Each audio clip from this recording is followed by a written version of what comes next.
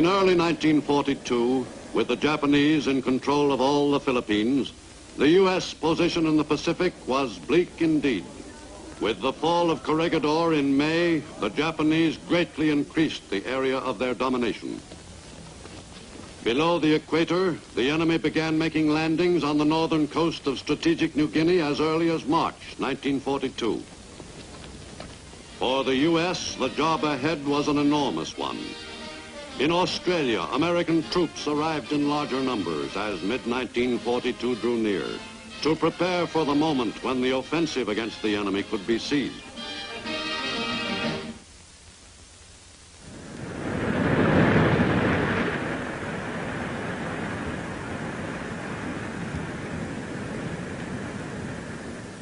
In the Southwest Pacific, New Guinea was the major battlefield, where the Japanese and the Allies were finally to come to grips.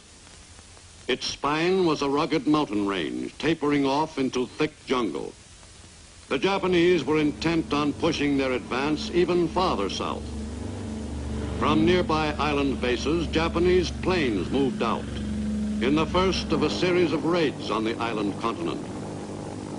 Control of the air in the equatorial zone off the mainland of Asia had been seized by the Japanese, who were able to fly over most of that territory with little fear of opposition. Japanese pilots ventured with impunity to the shores of Australia itself. The Australian port city of Darwin came under attack by Japanese planes some 50 times during 1942. In those early raids, the enemy had a relatively easy time of it.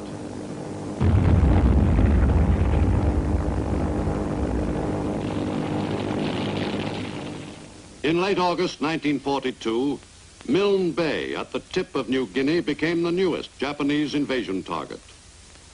Seizure of the Milne Bay area was an important step in Japanese plans to gain control of all of New Guinea. But the invasion was not unopposed. Allied planes went to work on the enemy amphibious force.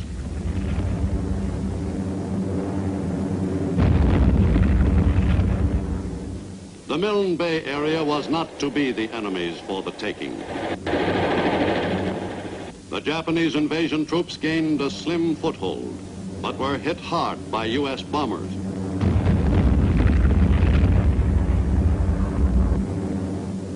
American planes concentrated on the enemy's supply centers and badly crippled the Japanese beachhead operation. For several days, the invaders fought for a firm foothold. Finally, the enemy invasion force gave up the battle. For the first time in World War II, a Japanese offensive had been beaten off. The enemy amphibious force returned to its base. Overland in New Guinea, Japanese and Allied troops were separated by the formidable Owen Stanley Mountains. But the Japanese were filtering across that row of jagged ridges. Australian troops, the principal Allied ground forces in New Guinea for some months, were all that stood between the enemy and the rich rubber plantation country surrounding Port Moresby. To the Aussies fell the job of driving the enemy back. The route lay from Port Moresby across the precipitous Owen Stanleys to Boona on the northeast coast. The men who were to fight their way through that hazardous country along the Kokoda Trail were the diggers, Aussie soldiers of the 7th Division. For 8 grueling weeks, beginning in late September 1942, the 7th Division Aussies drove doggedly across the mountains under conditions which would have stopped many a fighting force. But the Aussies never let down. In spite of the trying conditions, the morale of the fighting men was good, right down to the privates and lance corporals. Pushing along the Kokoda Trail took some doing. The country was tough, and we even got used to crossing swamps. If we had had the ruddy Japs in the open, we could have mopped them up quicker than you could have said Jack Robinson. But it wasn't that easy in New Guinea. Most of our blokes were in good condition, but fair dinkum, the jungle took it out of a man.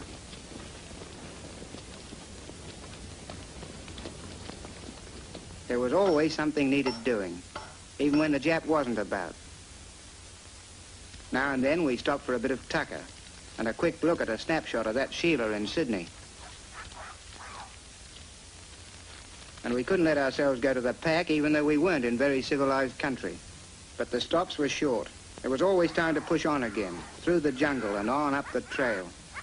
Every time a twig snapped in front of us or behind us, chances were it'd be a Jap. And most of the time the twigs didn't snap. The Japs knew this kind of country like a book. When we did find them, we'd give them a good doing over.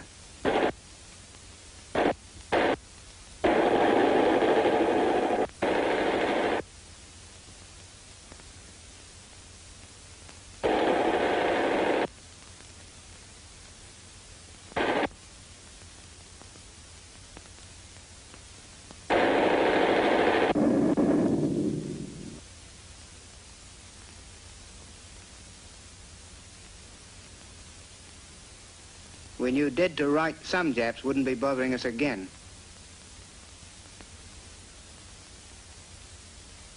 Day and night we had to be on the watch. Often New Guinea seemed to be covered with nothing but kunai grass.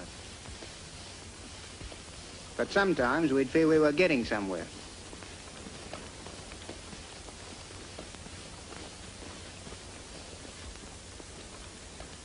We knew there were Japs ahead, and we had an idea there might be some back of us. There was no way of knowing. It was up and up till it seemed we'd soon be in the clouds.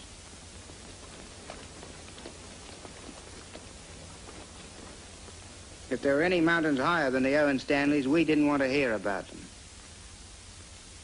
Just when we felt all in, something would happen to buck us up. If that was a supply plane, we couldn't take a ruddy chance on him missing us.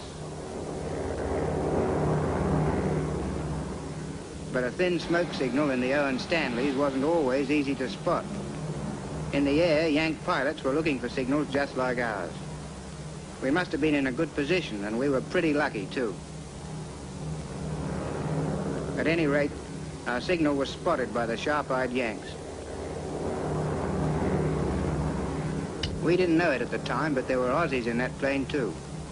And at the right time, they did an A1 job. The rations usually got to us just when we were running a bit short. Thanks to the Yanks and some of our own blokes too, we wouldn't have to be living off the jungle. There's nothing like running out of grub to set a man to thinking about food. Before those packets hit the ground, we were after them. Talk about manna from heaven. Sometimes, when the Yank pilots couldn't spot any diggers, they'd drop their load into native villages along the trail. The bungs, that's what we called them, were a little scared at first. When our boys got hit, they were in good hands in a native village. We were well taken care of by the fuzzy wuzzies. Most of them never let us down. Nothing like a fancy dinner in Melbourne, perhaps, but a feast, believe me. After climbing the blasted trail, it was heaven to pitch into some bully beef and biscuits. News from home was just what the doctor ordered. Our gear got a bit of trimming up every now and again. Then we'd shove off again, up the sides of the Razorbacks. The top seemed thousands of miles away. Our cobbers, the bungs, gave us a hand as we got near the ridge. They were as sure-footed as mountain goats and much handier to have around.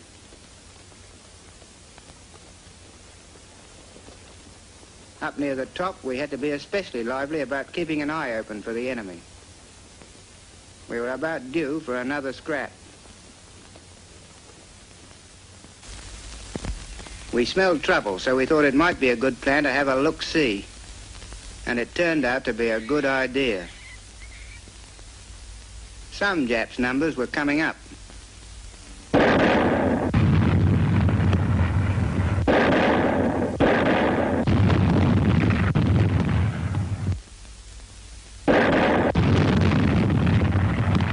Our attack on the enemy positions was sometimes an Allied show. Yank planes would give us air support when we needed it to help knock out a strong point.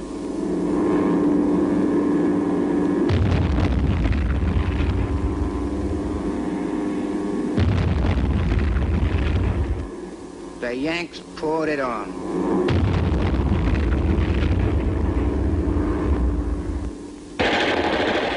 On the ground, we tackled the job from a different angle.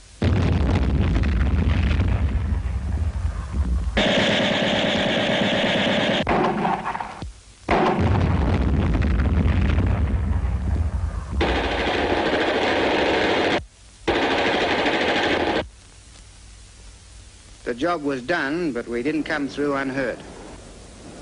Moving our wounded back in that going wasn't easy. We were doubly glad to have the bungs with us when any of our boys had to be taken out. The men got the most careful handling possible in that country.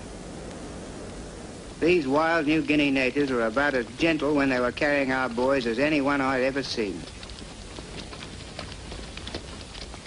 Somehow, our New Guinea helpers always managed to get the wounded men back to safety, no matter how tough that job was. At the nearest native village, our casualties would be taken care of tout sweet. Everybody in the village turned out to do what they could, including all the Aussies who happened to be hanging around. From then on, the wounded were in the hands of the doc, who pulled the boys through most times.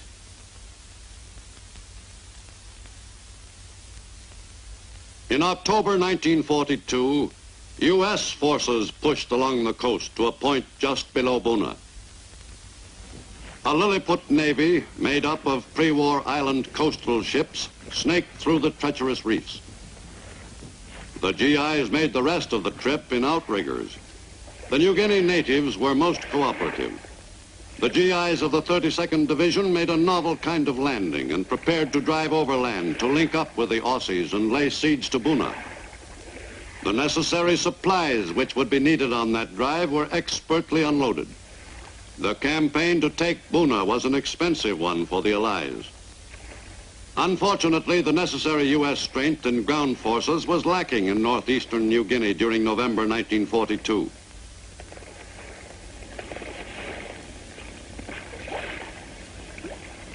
The U.S. command, encouraged by the Japanese withdrawal at Milne Bay, expected to take Buna almost without opposition. But the GIs who were assigned the task of achieving that seizure were to find the situation quite the opposite.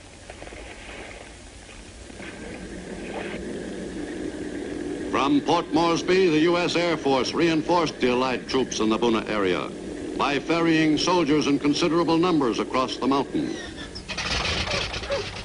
plus an occasional stowaway.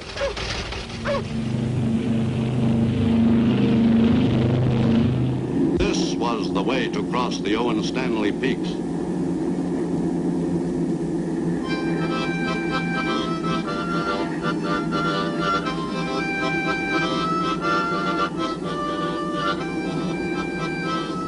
In less than an hour, the troops were making a trip which had taken the 7th Division Aussies almost 8 weeks to do on foot.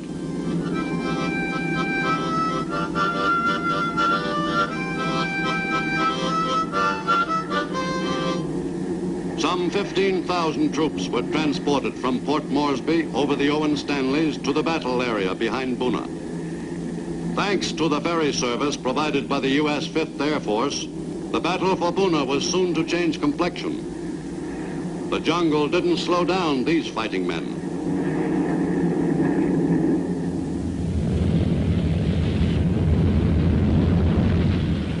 At the strips behind Buna, the men and materiel so vital to the Allied effort were unloaded without delay. Some 20,000 troops and great quantities of equipment were moved north by air during 13 weeks. Again, the New Guinea natives were on hand to assist. The Buna campaign was now progressing into a larger scale Allied offensive. On November 20th, Aussies and GIs joined forces and pressed the attack with renewed spirit.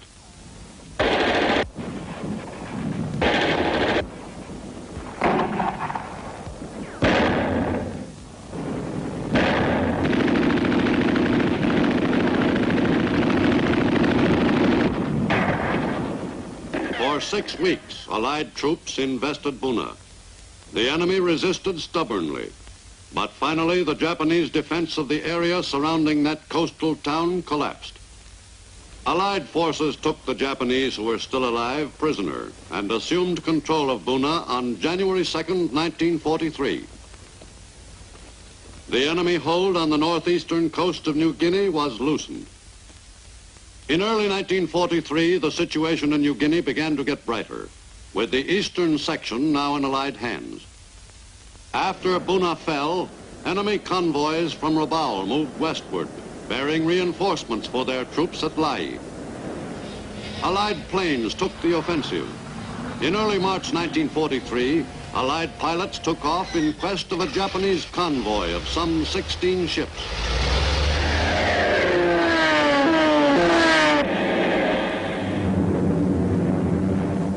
North of Cape Gloucester, New Britain, the pilots spotted their prey. This was the occasion all the Aussie and American pilots in the air over the Bismarck Sea had been praying for.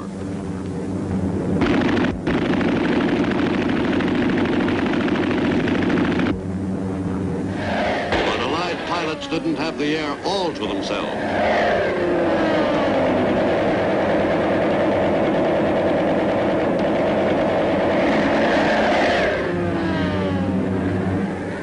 For 3 days, Allied planes attacked their targets.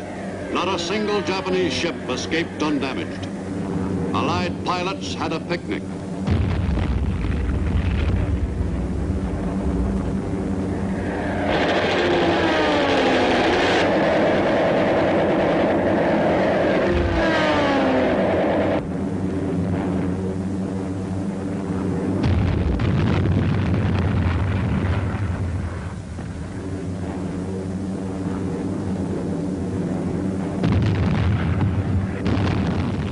In the Battle of the Bismarck Sea, U.S. and Australian planes sank 12 enemy ships and effectively put an end to this determined Japanese attempt to strengthen their New Guinea ground forces. In September, Allied amphibious forces moved up the back of New Guinea in an assault on the area surrounding Lae. In another leapfrog operation, typical of the Allied campaign on New Guinea, Aussies of the 9th Division invaded Lae to implement the drive overland of U.S. and Australian troops moving west from Buna. The value of fresh amphibious assaults in an extended campaign on a large island was readily apparent by the time Lae was invaded. Progress was far greater than it would have been if the ground forces had pushed overland through thick jungle against heavy troop concentrations. On the lengthy New Guinea coastline, landings could often be made at points where the enemy was not prepared to resist. Near Lae, the 9th Division Aussies encountered no opposition in the original landing. Once ashore, they drove inland against scattered resistance.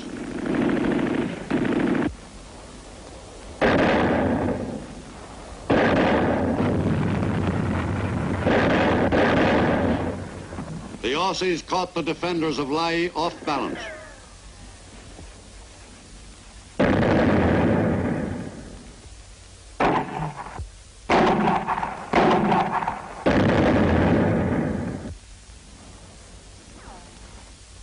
On September 5th, the eastern claw of the Australian pincer thrust at Lae moved quickly forward. The Australian attack group coordinated its drive with a force of American GIs who were fighting a diversionary action to the south. The fight for the Huon Gulf area was no easy operation.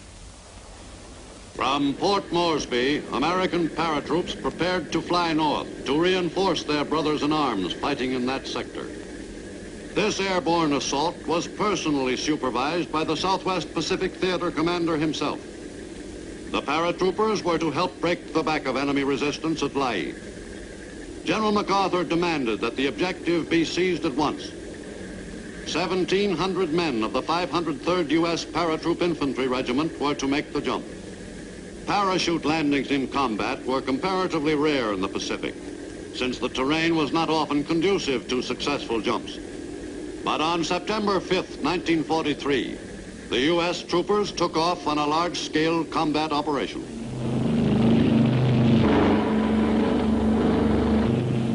On the success of this jump depended in large measure the effective wrapping up of the Lae operation.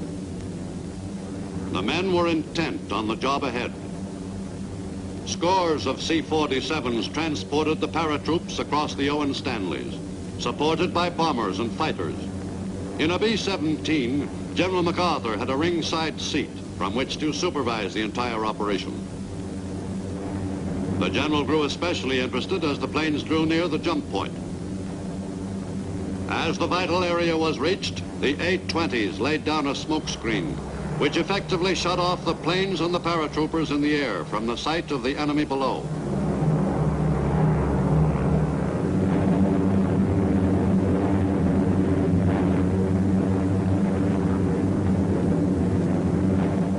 The men prepared for their first combat jump.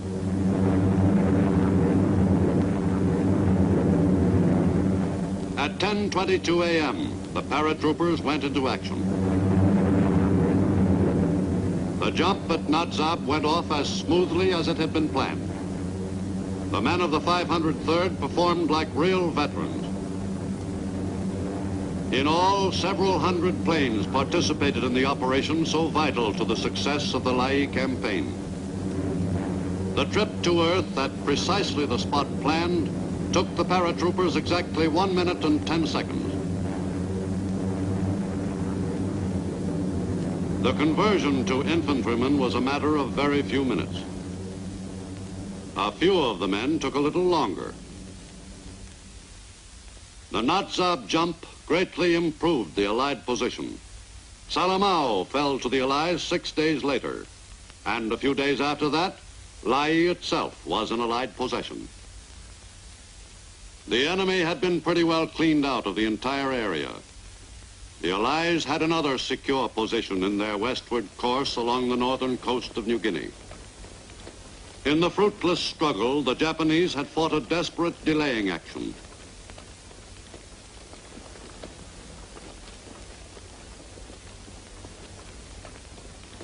The Aussies entered Lae itself on September 16th. The enemy had completely evacuated the battered coastal town. In the 12-day engagement, the enemy had lost men and equipment in vain. Allied air power had provided the necessary added punch which helped to hasten the Japanese defeat at Lae.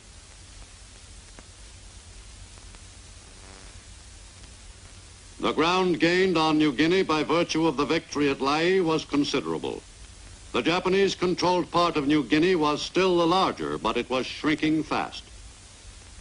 With the Lae-Salamaua Area 1, the Allied troops consolidated their position and prepared for future assaults against other enemy concentrations in New Guinea.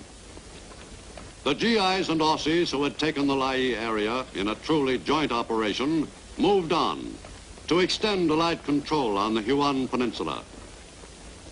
But for many, there were a few days in which to relax before going back into action.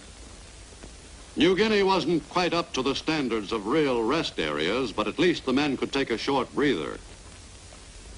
From the airstrips near Lae, now in Allied hands, American and Australian planes continued the attack against the enemy without pause. From the new advanced bases, Allied pilots could pound enemy positions in western New Guinea without let-up. The missions against Japanese Army units, supply dumps, and shipping were stepped up during November and December.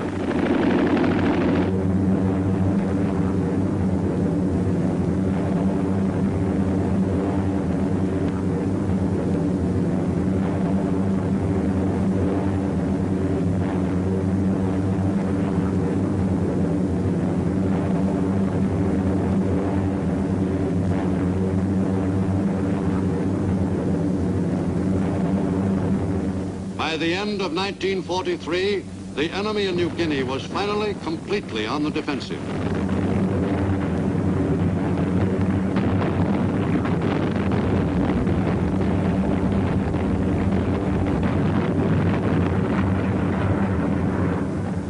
U.S. 5th Air Force bombers carried the fight to the enemy, softening up the areas where new leapfrogging invasions were already planned.